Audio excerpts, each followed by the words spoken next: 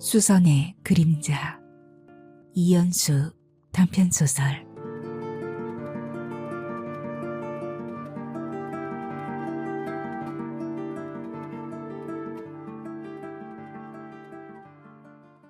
새학기가 시작되어 수연은 평소보다 일찍 연구실로 들어섰다. 책과 강의 자료가 든 묵직한 가방을 소파 위에 던져놓고 커피를 내렸다. 갓 볶은 콜롬비아 수프리모 커피 원두에서 풍기는 향이 연구실을 가득 채웠다. 머그잔에 커피를 따라 마시면서 탁자 위에 있는 우표물을 뒤적거리는데 노크 소리가 났다. 이른 시간에 누굴까 의아해하며 네라고 하자 문이 열리며 낯선 남자가 들어선다.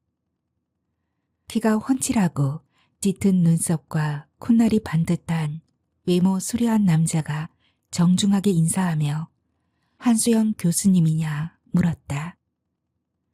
수연은 남자의 첫인상에 호감을 느껴 살짝 미소 지으며 고개를 끄덕였다. 그런데 누구시죠? 초면에 실례 많습니다. 저는 한국대학교 경영대학 교수인 장기재라고 합니다. 남자 이름에 기시감이 들고 있는데 지갑을 찾으러 왔다는 말이 귓불을 넘어왔다. 그제야 수연은 며칠 전 휴일에 집 근처 한국대학교 뒷산에서 산책했던 게 생각났다. 산책로를 따라 걷다 우연히 헤르메스 악어 가죽 남성 지갑이 눈에 띄었다. 지갑을 주워 주위를 둘러봤으나 오가는 사람이 보이지 않았다. 주인에 대한 단서를 찾으려고 지갑을 열어보니 신용카드, 한국대학교 경영대학 교수 신분증과 돈이 제법 들어있었다. 다음 날 한국대학교 경영대학 학사 지원부로 전화했다.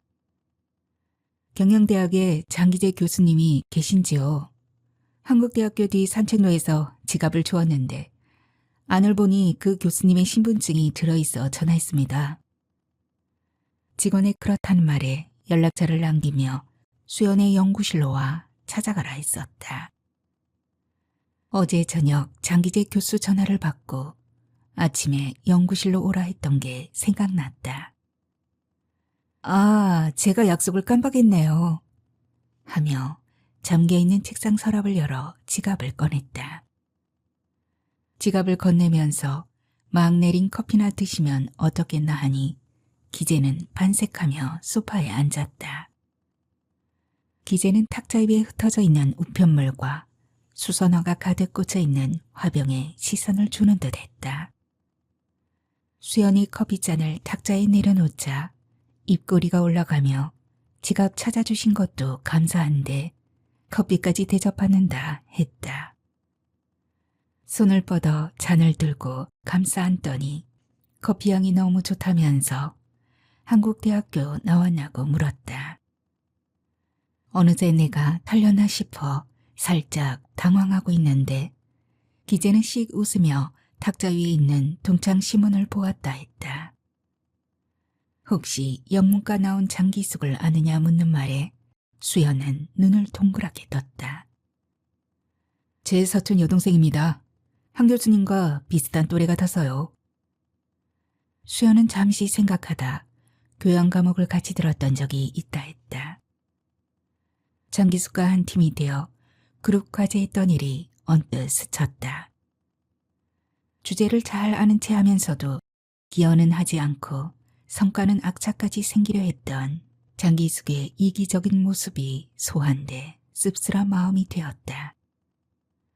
수연의 기억 속에 있는 장기숙 모습을 알 바 없는 기재는 안면이 있다는 말에 연결고리를 찾아 기쁜 듯 반가운 표정을 지었다. 기재는 탁자 위 짙은 녹색 자기병에 꽉 차게 꽂혀 있는 수선화에 눈길을 주며 말했다. 있고 수선화 아닌가요? 은은한 향과 청초하게 피어있는 자태가 참 곱네요. 돌아가신 어머니가 제일 좋아하는 꽃이라 저도 좋아해요.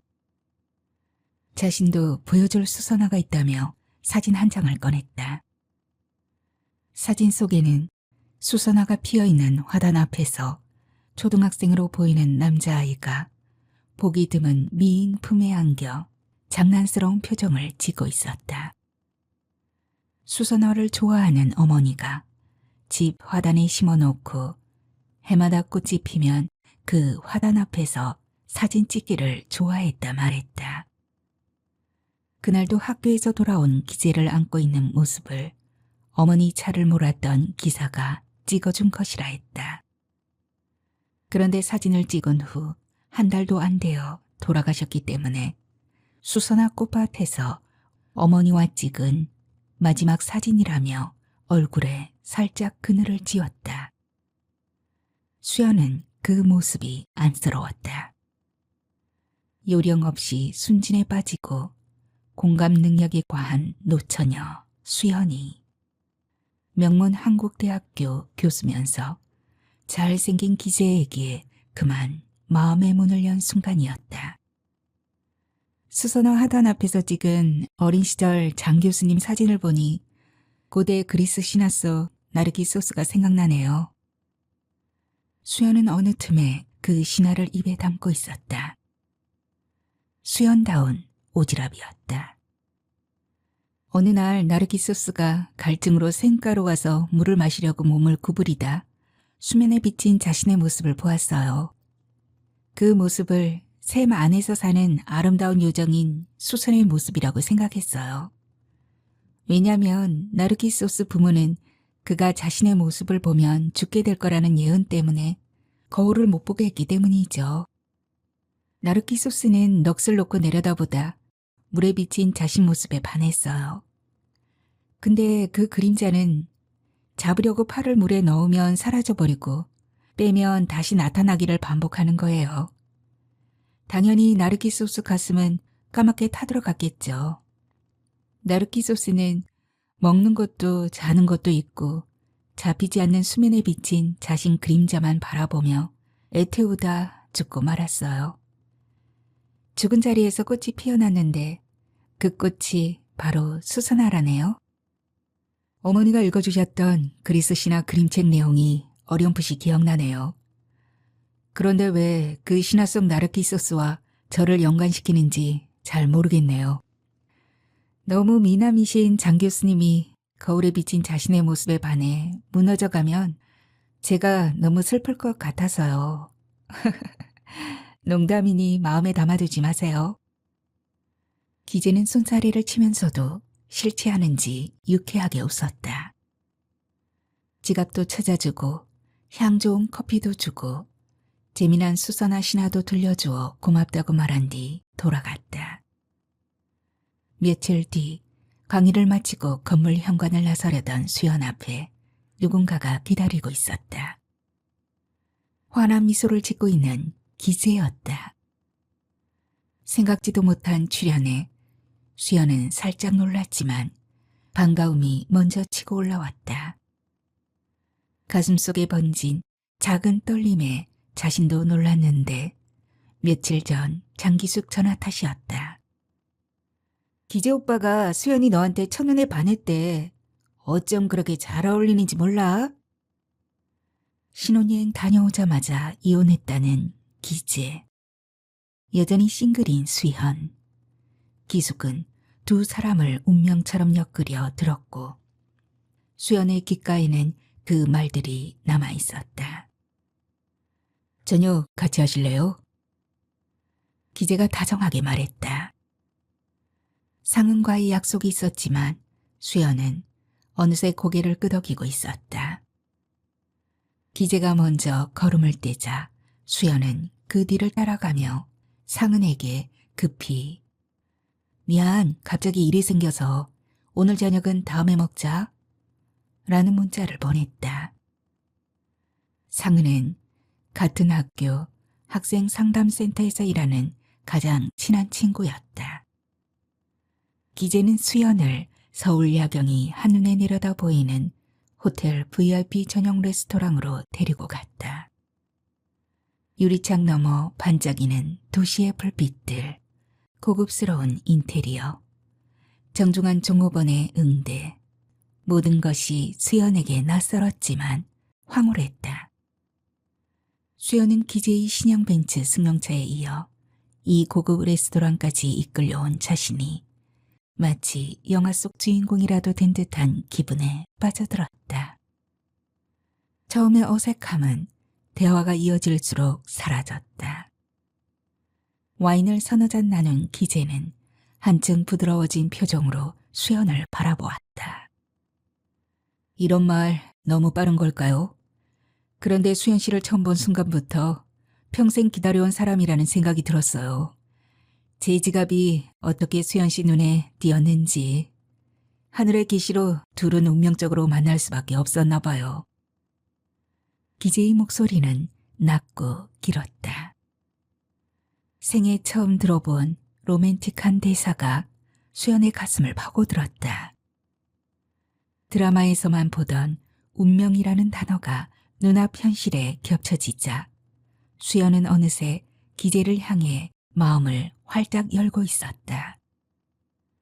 혹시 소울메이트? 라는 생각이 스치자 40이 넘도록 짝이 없다고 노심초사하는 어머니와 싱글의 쓸쓸함을 나누던 상은이 떠올랐다.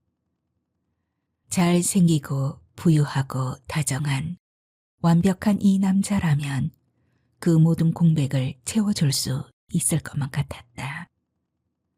수연은 꿈결 같은 분위기에 사로잡혀 자신도 모르게 엷은 미소가 입가에 번졌다. 그 순간 수연의 발끝은 떠올라 이미 구름 위를 걷고 있었다.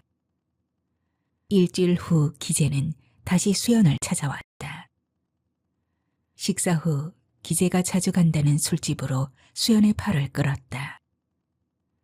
바에 들어서자 은은한 재즈가 흘렀고 벽면에는 오래된 위스키 병들이 조명을 받고 있었다. 잔을 반쯤 비운 기재가 낮은 목소리로 입을 열었다. 겨우 일주일 만인데 한 달쯤 지난 것 같아요. 벌써부터 수연 씨가 그린 걸 보면 정말 깊이 빠진 모양이에요. 그 말에 수연의 볼이 발그레 물들었다. 수줍게 미소 지으며 자신도 많이 생각했다고 답했다. 기재는 잠시 눈을 감았다 뜨더니 조금 진지한 표정으로 말을 이었다. 수연 씨에겐 이상한 마력이 있어요. 만난 지 얼마 되지도 않았는데 제 안에 깊이 묻어든 이야기를 꺼내고 싶게 만드네요. 지난번 식사 자리에서 꺼내지 못했던 이야기예요. 돌아가신 어머니에 관한 건데 이상하게도 수연 씨에게 꼭 들려주고 싶었어요. 수연이 눈빛을 고정한 채 고개를 끄덕이자 기재는 한 모금 더 위스키를 들이킨 후 천천히 말을 꺼냈다. 말투는 조용했지만 그 속에 묻힌 감정의 진폭은 컸다. 어머니는 예전에 미인대에 지니셨어요. 이후 아버지 회사 비서실에 들어갔다가 아버지와 결혼하게 됐죠. 아버지에게 어머니는 트로피 같은 존재였어요.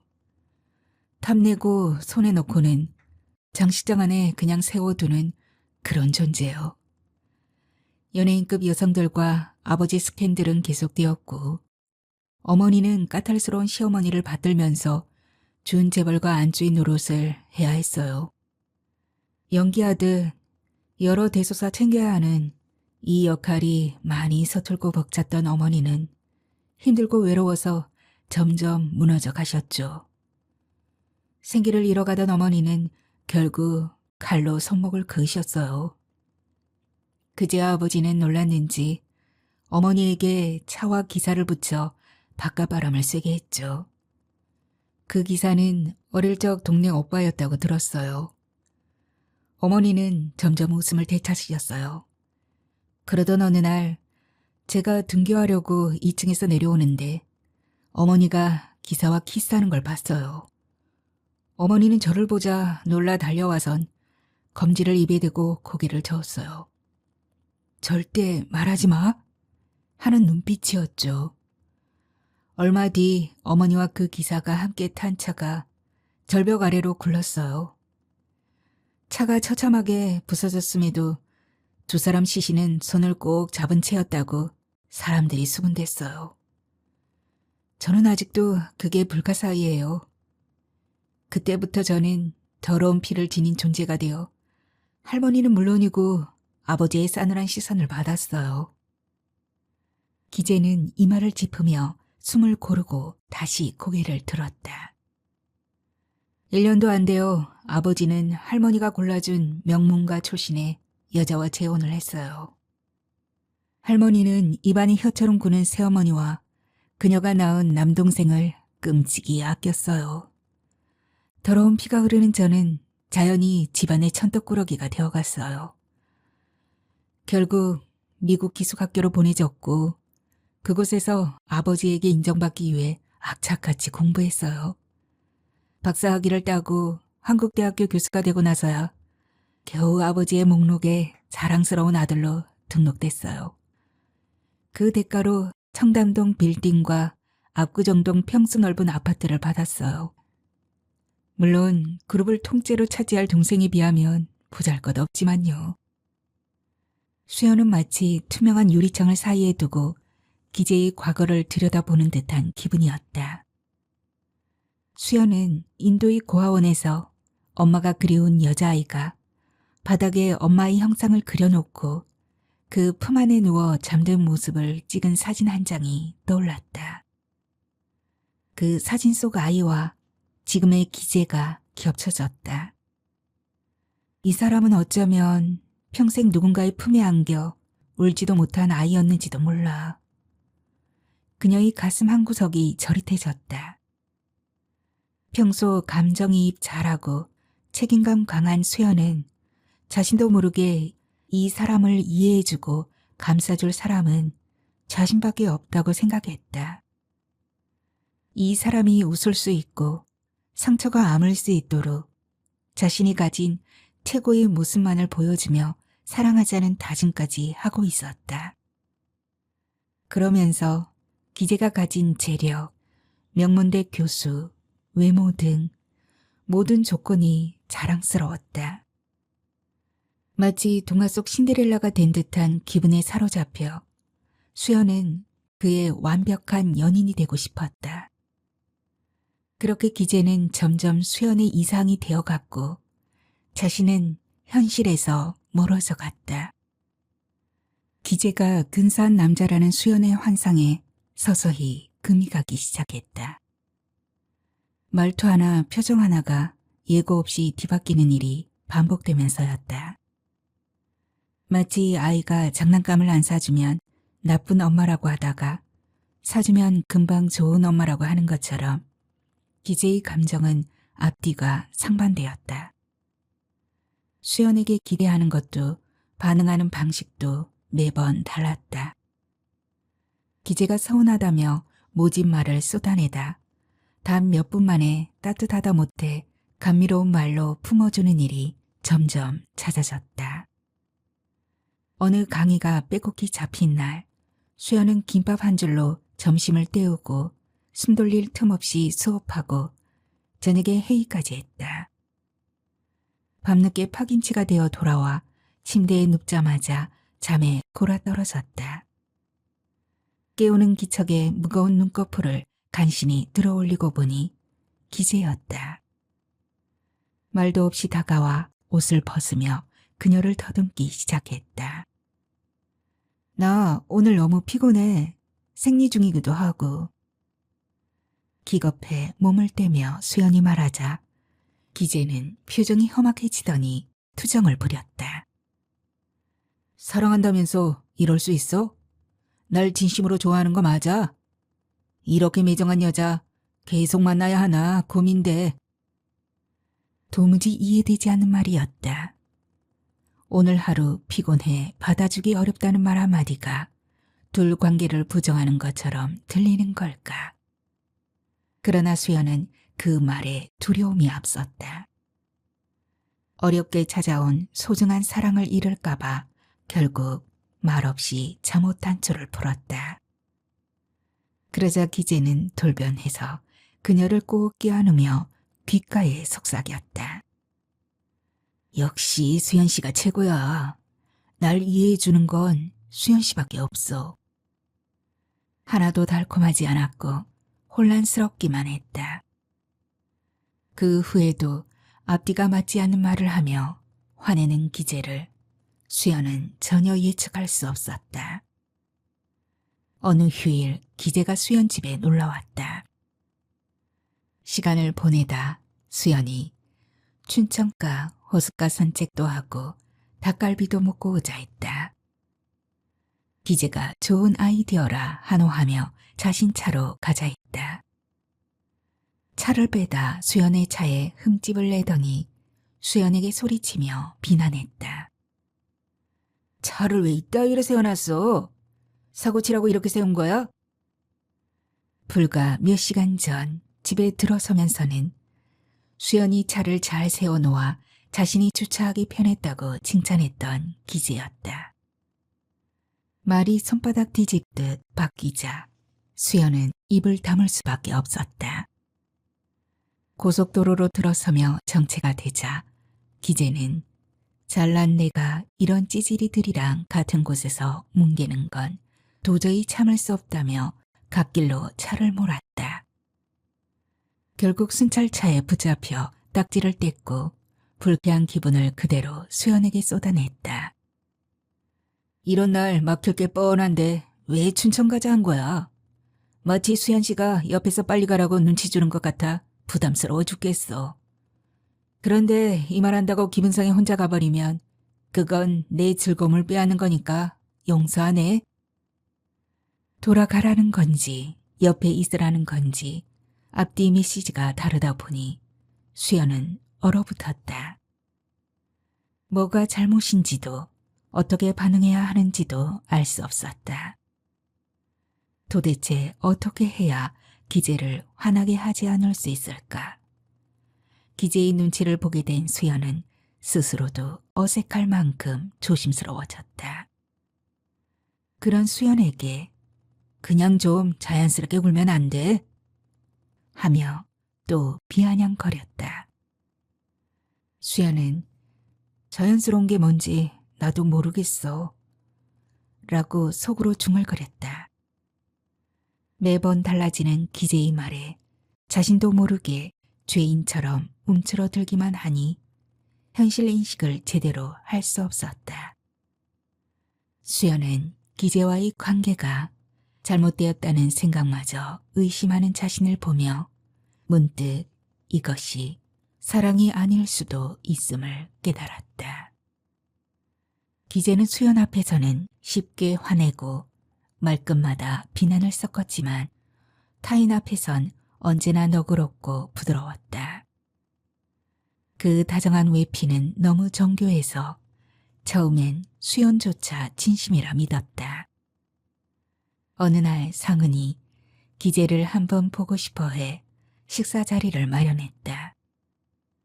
처음 만난 기재는 예의 바르고 여유로운 태도로 상은의 질문에 웃으며 응답했다. 식사가 끝날 즈음 수연이 참혹한 사고로 어머니를 잃고 더러운 피 흐른다고 냉대받으며 외롭게 자란 기재 씨를 생각하면 마음 아프다 했다. 순간 기재의 표정이 굳어졌다. 입가의 미소가 사라지고 눈동자가 어두워졌다. 눈치 빠른 상은이 정색하고 야단치듯 말했다. 수연아, 너 제정신이야? 그런 아픈 기억을 기재 씨 앞에서 불쑥 꺼내면 어떡해? 수연은 자신이 뭔가 큰 실수를 한 건 아닌가 당황스러웠다. 그런데 기재는 이내 다시 웃음을 되찾은 얼굴로 말했다. 상은 씨, 괜찮아요. 저는 수연 씨가 그렇게 말하는 깊은 뜻을 잘 알기 때문에 전혀 마음 상하지 않았어요. 오히려 고맙게 생각하고 있어요. 기재의 부드럽고 너그러운 반응에 두 사람 모두 안도했다. 수연은 기재에게 고마움까지 느꼈다. 하지만 그날 이후 기재는 한 달도 넘도록 수연이 했던 말을 반복해서 돌천했다. 한 번은 상기시키듯 말했고 또 한 번은 비꼬듯 말했고 결국엔 비난으로 바뀌었다. 그렇게 수연은 다시 죄인이 되었고 말 한마디의 대가를 계속해서 치러야 했다. 그제야 수연은 기재가 상은이 보는 앞에서 점수를 따기 위해 완벽한 남자의 얼굴을 쓴 것이었다는 걸 깨달았다. 상은이 부러워할 정도로 모든 걸 갖춘 세기의 로맨스라는 허울 속에서 수연은 점점 더 자신의 언어를 잃어가며 사라지고 있었다. 기재는 유독 다른 남자가 수연에게 관심을 보이는 장면에 과민하게 반응했다. 어느 한 모임에서 기재는 자신의 여자친구가 문화대학교 교수며 유명 일간지에 칼럼도 쓴다고 수연을 으스대며 소개했다. 기재 말에 다들 환호하는 가운데 한 남자가 환히 웃으며 수연에게 다가왔다.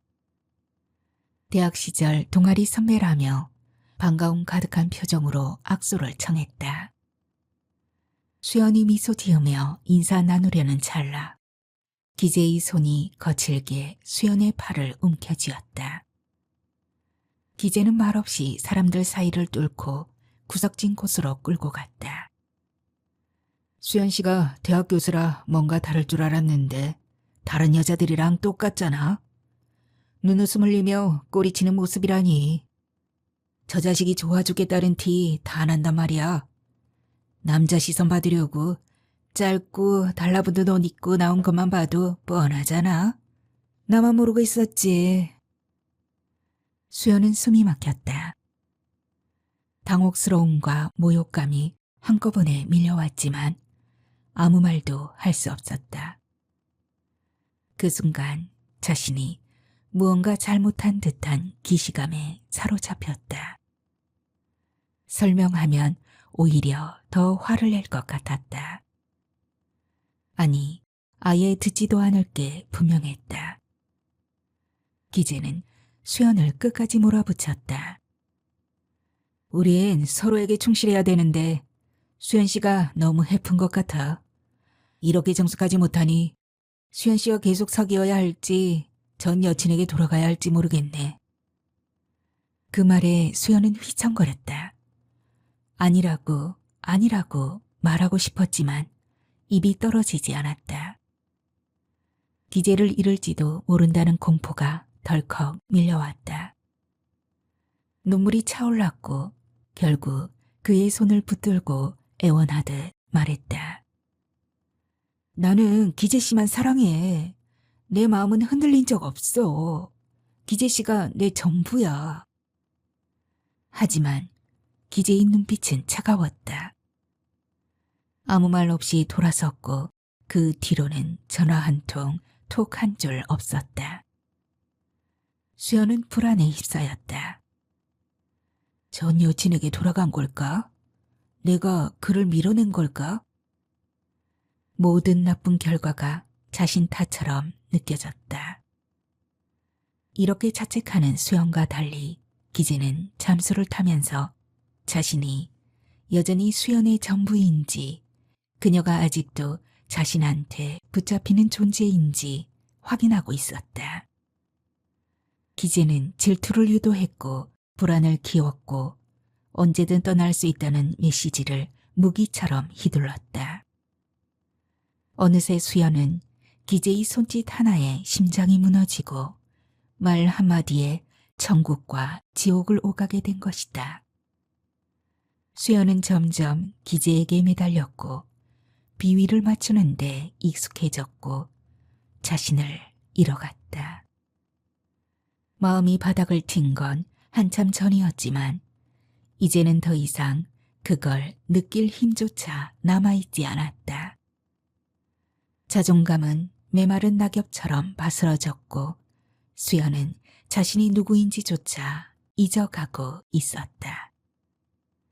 학생상담센터 건물 앞을 지나다가 수연은 상은이 생각나 문득 발길을 멈췄다. 혹시 자리에 있을까 싶어 문을 열었더니 상담이 없는 시간인지 상은이 책상에 앉아 서류를 정리하고 있었다.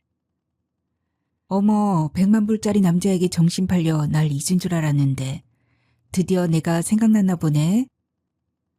상은은 반가워하며 익숙한 투로 눈을 흘기곤 비어있는 상담실로 이끌었다. 근데 사랑에 빠졌다는 사람 얼굴이 왜 이리 다 죽어가니? 무슨 일 있어? 수연은 그 짧은 한마디에 누구에게도 하지 못했던 말들과 혼자 끌어안고 있던 감정들이 흔들렸다. 상은이 우려낸 향긋한 보이차 한 모금을 넘기고 나니 마음 어딘가가 느슨하게 풀려 조심스레 입을 열었다. 기재 씨가 내가 알던 사람이 아닌 것 같아. 그 한마디를 시작으로 그동안 꾹꾹 눌러 담아왔던 말들이 본물처럼 터져나왔다. 화려한 겉모습 뒤에 감춰진 기재의 모습, 비하와 투정, 조종과 침묵, 그리고 그 속에서 점점 무너져가는 자신까지.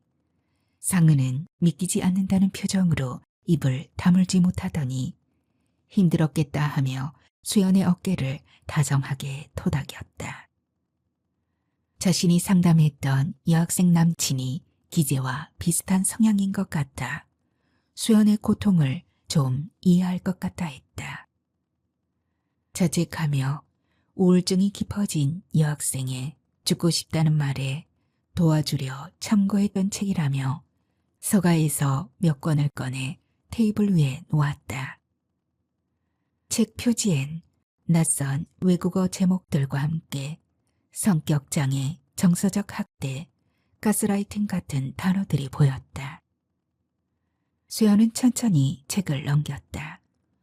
활자들이 눈에 잘 들어오지 않았지만 이상하게도 마음이 조금 놓였다. 수연은 책을 받아들고 고개를 끄덕였지만 곁에서 늘 마음을 요동치게 하는 기재가 있어 바로 펼쳐보지 못했다. 며칠 후 기재가 해외에 나가게 되자 수연은 틈틈이 책을 들여다보았다. 처음엔 의무감처럼 펼친 페이지였지만 이내 빠져들었다. 전문적인 용어와 상담 사례가 오히려 감정의 미로 속에서 방향을 제시해주는 나침반 같았다. 어떤 부분에는 이렇게 적혀 있었다. 자기의 성, 인격을 가진 사람은 내면의 부정적 감정을 타인에게 덮어 씌우려는 투사적 방어 기제를 반복한다. 실제 죄책감은 자신 안에 있지만 그 감정을 견딜 수 없어 타인의 탓으로 돌리며 비난을 강화한다. 수연은 손에 들고 있던 책을 내려놓고 멍하니 창밖을 바라보았다. 지난 일들이 필름처럼 흘러갔다. 기재가 전 여친을 슬쩍슬쩍 만나며 바람 피운 이유가 수연이 남자한테 해프기 때문이라는 말로 돌아왔던 기억이었다. 그때는 모든 게 수연 자신 탓인 줄 알았다. 자기 사랑이 부족해서 기재에 대한 이해가 모자라서 기재가 흔들린 거라 믿었다. 그런데 책을 통해 비로소 그건 수연의 잘못 때문이 아니라 기재의 회피와 투사였다는 것을 깨달았다. 기재는 우월성을 손상시키는 자신에 대해 느끼는 부정적 감정을 수연에게 덮어 씌우려 했던 것이다. 부정적 감정의 밑바닥에는 자신이 외도하고 싶은 충동을 참지 못한 것에 대한 자괴감과 더러운 피를 지녔다고 손가락질 받아왔던 불편한 자아상이 자리할 수 있다는 생각이 문득 들었다. 가해자의 모순적인 행동에 피해자가 감정적으로 반응하면 가해자는 오히려 피해자인 척하며 상황을 뒤집는다. 책 속 이 문장을 읽는 순간 기재의 모습을 그대로 그려놓은 듯 했다. 거짓말로 퍼붓는 기재에게 수연이 울컥하자 마치 자신이 상처받은 사람인 양 한숨 쉬며 어깨를 떨던 기재였다. 그때마다 수연은 혹시 내가 너무했던 건 아닐까 하며 괜히 미안해졌다. 기재의 기분을 풀어주려고 애쓰고 웃게 하려고 무리하고 결국엔 죄책감 속에서 무너졌다. 생각해보니 이런 시간들은 사랑이 아니었다. 한쪽만 무거운 짐을 지고 가는 기울어진 관계였고 강요된 헌신이었다. 수연은 책을 덮고 고요 속에서 자신의 숨소리를 들었다. 기재를 이해하려고 했던 모든 노력은 결국 자기 자신을 이해하지 못한 데서 비롯된 것이라는 걸 알게 되었다. 이제는 더 이상 그 사람의 마음속에서 나를 찾지 말자. 나를 바라봐야 할 사람은 나 자신이니까. 그 순간 처음으로 이 관계는 틀렸다는 분명한 확신이 들었다. 겉으로는 화려하지만 그 이면에 왜곡된 어둠을 품은 기재의 실체를 조금씩 깨닫자 스스로를 탓하던 마음이 옅어지고 묘한 해방감이 밀려왔다. 늦은 밤 수연과 상은은 오랜만에 호프집 구석 자리에 마주 앉았다. 잔잔한 음악과 적당한 소음이 둘 사이를 포근히 감쌌다. 수연은 문득 기억 한 조각을 꺼냈다. 여기 오니까 생각난다. 전에 학과회식 끝나고 이 집에서 교수님들이랑 맥주 마신 적 있었거든. 그때 기재 씨한테 전화가 왔어. 전화기 너머로 주변 소리가 들렸는지 다짜고짜 소리 지르더라. 남자들이랑 또 어울리느냐고. 자기는 나 때문에 명대로 못 산다고 이젠 끝내자 했어. 그 순간의 감정이 다시 밀려온 듯 수연의 얼굴이 어두워졌다. 그 말을 듣자마자 몸에 힘이 다 빠져 휴대폰을 손에서 떨어뜨렸어. 옆자리에 앉았던 교수님이 주워주셨는데 인사도 제대로 못하고 그냥 집에 왔어. 그런데 다음날 아침 이런 톡이 와 있더라. 수연 씨는 어제 왜 헤어지자 말한 나를 붙잡지 않았어? 왜 그냥 끊고 사라진 거야? 수연 씨가 보고 싶어서 밤새 한숨도 못 잤어. 내 사랑 수연 씨. 나는 수연 씨 없이는 숨쉬기도 힘든데. 정말 날 버릴 수 있어? 내가 불쌍하지도 않아? 휴대폰에 화면을 넘기며 톡을 보여주던 수연은 고개를 저었다. 단 하룻밤 사이였는데 나는 완전히 다른 사람이 되어 있었어. 전날엔 내가 자신 인생을 망치는 여자였고 다음날엔 자기를 살게 해주는 유일한 존재라는 머릿속이 쪼개지는 것 같았어. 연민 어린 눈빛으로 수연을 바라보던 상은이 이내 낮은 목소리로 말했다. 내가 상담했던 여학생 남친도 그랬어. 헤어지자고 협박해놓고선 다음 날이면 언제 그랬냐는데 다시 매달렸다 하더라고. 수연은 그 말을 듣고 한참을 멍하니 앉아 있었다. 그러다 조용히 중얼거렸다. 기재 씨도 늘 그랬던 것 같아. 끊임없이 나를 몰아붙이다가 내가 정말 돌아서면 그제야 다시 붙잡았어. 매번 그 사랑 고백이 너무 간절해서 나도 모르게 다시 되돌아갔어.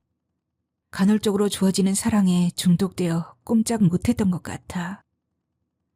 마치 나르키 소스가 간헐적으로 나타나는 물속 그림자에 빠져 죽어갔듯이 나도 그렇게 무너져갔던 거지. 수연의 고백에 담긴 의미에 전율하며 상은은 한동안 입을 다물었다. 그러다 맥주를 한 모금 마시고 조심스레 입을 열었다. 어쩌면 내가 상담했던 여학생 남친과 기재 씨 모두 분리불안이 있을지도 몰라. 그 남친은 어릴 적 아버지의 폭력 때문에 어머니가 집을 나갔고 기재 씨도 어릴 적 어머니를 참담한 사고로 잃었다 했지. 두 사람 모두 아무 예고 없이 가장 사랑했던 존재가 사라져버린 거잖아. 마음 깊숙이 남아있는 그 기억 때문에 분리불안이 생겼을지도 몰라. 그래서일까 두 사람이 모두 비슷하게 자신이 버림받을까 봐 두려워서 먼저 상대방한테 상처 입히며 스스로 밀어내는 거. 상은은 수연의 표정을 조심스레 살피며 말을 이었다. 그리고 일본 문학 평론가로 이름 날리는 명문대 교수인 너는 기재 씨에게 트로피 같은 존재였을 거야. 자기 연인이 이런 타이틀을 가졌다는 건 남들에게 자랑거리지. 그래서 너를 잃는 건 단순한 이별이 아니라 자기 우월감의 붕괴일 수도 있어. 수연은 말을 잇지 못한 채 손에 쥔 잔을 바라보았다. 지금껏 기재가 한 행동의 이유를 조금은 알 것 같았다. 하지만 그 이유를 알게 되었다고 해서 다시 돌아가야 할 구실이 생기는 건 아니란 사실도 선명해지고 있었다. 겨울방학이 끝나갈 무렵 수연은 혼자 제주도로 향했다. 상은이 권한 거리 두기의 시간을 가기 위해서였다.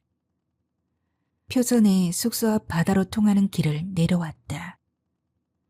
눈부신 햇살 아래 윤슬이 반짝이는 쪽빛 바다를 끼고 산책하며 기재와 함께했던 시간을 되돌아보았다. 처음엔 기재가 기적처럼 자신 앞에 찾아온 사랑이라 믿었고 그를 온 마음으로 사랑했다. 그러나 그 사랑이라는 이름으로 교묘하게 포장되었던 가스라이팅을 직시하게 된 건 이제서야 가능해진 일이다. 바람을 가르며 걷던 수연은 해안가 평평한 바위에 앉아 조용히 눈을 감았다. 기재의 말과 행동, 그리고 그로 인해 변화해 갔던 자신의 모습이 뚜렷이 떠올랐다.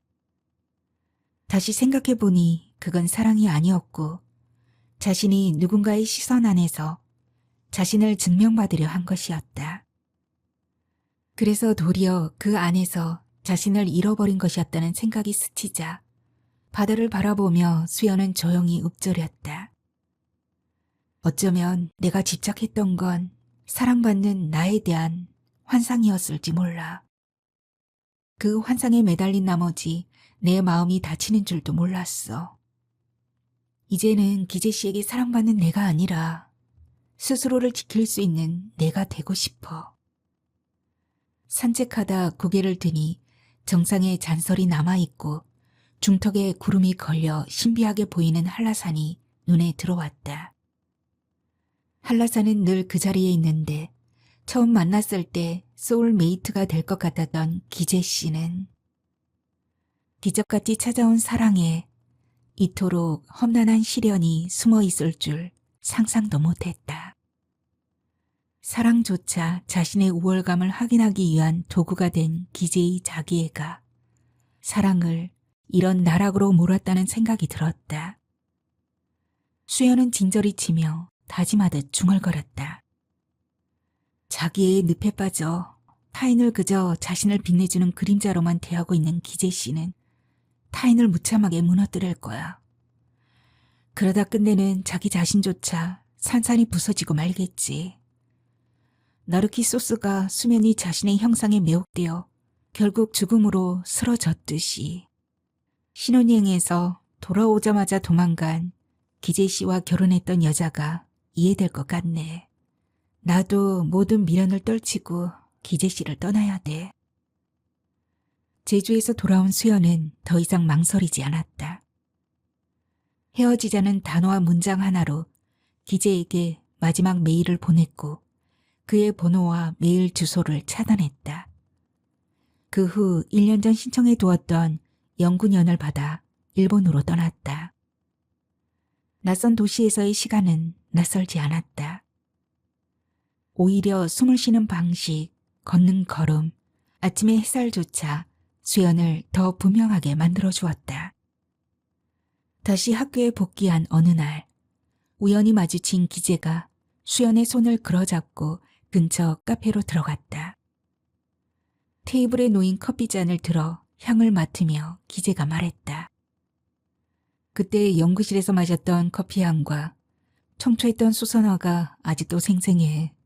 수연 씨를 처음 본 순간 사랑에 빠졌고 하지만 너무 힘들었어. 그래서 헤어지자고 한 거야. 익숙한 말투와 예전 같은 눈빛이었지만 이번엔 수연이 달랐다. 수연은 기재의 말을 끊고 눈을 곱게 보며 말했다. 말투가 거리감 느끼는 존칭어로 변해 있었다. 기재 씨가 나를 떠난 게 아니에요. 내가 떠난 거였어요. 그리고 기재 씨는 몇 번이고 나를 붙잡았었어요. 긍정도 부정도 없이 긴 침묵을 지키던 기재가 한참 만에 수연을 바라보며 나직이 입을 열었다. 운명처럼 다가왔던 수연 씨를 다시 마주하니 왜 이렇게 가슴이 뛰는 걸까? 우리 다시 시작하자. 자신이 어떤 상처를 남겼는지 전혀 인식하지 못한 채 아무 일도 없었다는 듯 말하는 기재를 쏘아보며 수연은 입술을 굳게 다물었다. 이윽고 천천히 자리에서 일어나 단호하게 마지막 말을 건넸다. 기재 씨가 빠져있는 운명이란 건 상대의 존재를 존중하지 않은 채 오직 자기 마음만 믿고 덮어 씌우는 환상이었어요. 난 그 환상에서 이제 벗어났어요. 더는 자신을 돋보이게 하는 그림자로만 나를 대하는 기재 씨 옆에서 허우적거릴 생각 없어요. 앞으로 나를 봐도 다시는 아는 척하지 마세요. 그리고 잘 사세요. 카페 문을 밀고 나오는 순간 스스로의 발로 걸어 나온 그 첫걸음이 비로소 수연이 자신으로 존재하는 출발점처럼 느껴졌다. 한수연, 너 잘하고 있어. 라고 속으로 되뇌며 누구의 그림자가 아닌 자신만의 걸음으로 내딛고 있었다. 차가운 바람결에 발걸음이 가볍게 떨렸지만 그 떨림은 두려움이 아니라 자유,